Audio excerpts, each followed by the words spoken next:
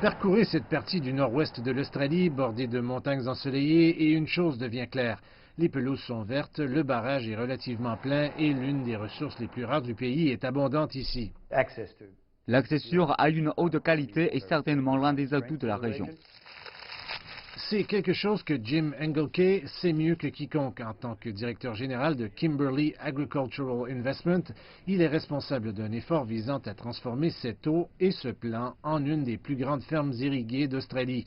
La société connue sous le nom de KAI appartient au groupe Shanghai Zhongfu. L'objectif est assez simple, c'est un développement à petite échelle, c'est un développement diversifié, mais c'est aussi et surtout un développement intégré. Un plan ambitieux de 5 ans et des centaines de millions de dollars, cette récolte est un signe de progrès. Une partie des 50 000 tonnes de maïs produites ici sera expédiée en Corée du Sud. Mais le maïs n'est qu'une partie de l'objectif. Le coton est un élément important. La charpie sera utilisée pour répondre à la demande outre-mer et la graine de coton servira de nourriture pour aider à maintenir le bétail ici. Tout cela finit par couvrir des dizaines de milliers d'hectares. Et si l'eau n'est pas un problème, l'immense projet doit encore faire face à des obstacles importants.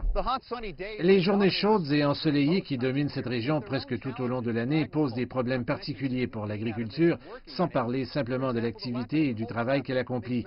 Par exemple, l'absence de coups de froid rend la gestion des maladies et des parasites encore plus difficile. Le plus gros défi est la géographie et l'isolement qui ont fait échouer des tentatives passées à grande échelle. Si cette région était à 200 km de n'importe quelle grande ville du monde, elle serait déjà développée.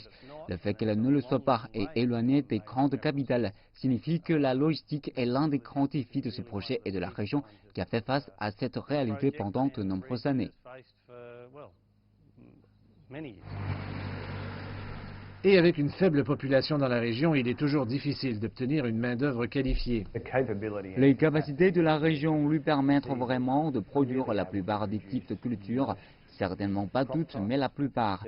La question est de savoir ce que vous pouvez obtenir sur le marché et sur quoi pouvez-vous générer du profit. Les modifications apportées aux infrastructures jusqu'à présent continueront de profiter aux agriculteurs de la région, que le projet aboutisse ou non. M. Engelke reste optimiste. Une fois que nous aurons réussi à nourrir les bovins avec des semences de coton, du maïs et du foin, ce sera pour moi une bonne mesure du succès lorsque nous aurons cette intégration complète. Jusque-là, M. Engelke et d'autres doivent faire face à la logistique de la grande agriculture dans cette région reculée et riche en eau et à l'impatience qui accompagne les projets de plusieurs millions de dollars de produire le genre de résultats que personne ici n'a réussi auparavant.